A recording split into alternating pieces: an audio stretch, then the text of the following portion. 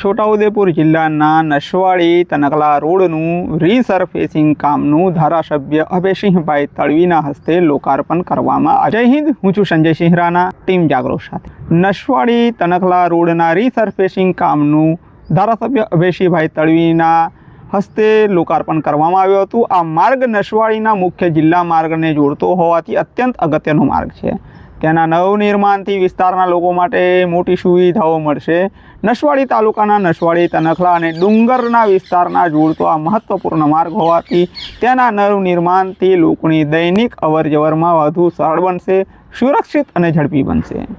ધારાસભ્ય અભયસિંહભાઈ તડવીએ જણાવ્યું હતું કે વિસ્તારના સર્વાંગી વિકાસ માટે સારા માર્ગોની સુવિધા અતિ આવશ્યક હોય છે અને આ રોડ રીસર્ફિંગના કાર્યથી ગ્રામ્ય વિસ્તારના લોકો, વિદ્યાર્થીઓ, ખેડૂતો અને વેપારીઓને આનાથી વિશેષ લાભ મળવાનો છે। નમસ્કાર। આજે નસવાડી તનખલા 7 કરોડના ખર્ચે 11 કિલોમીટરનો જે રસ્તો બન્યો છે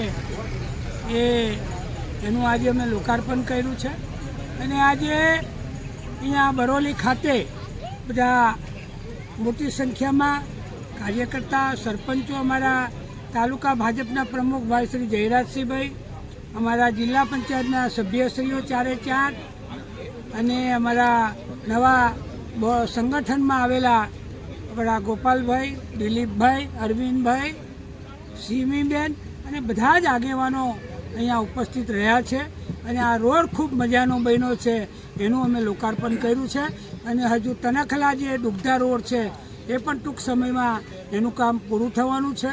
એવો બીજો કાંધા કપડાલી પણ બની ગયો છે।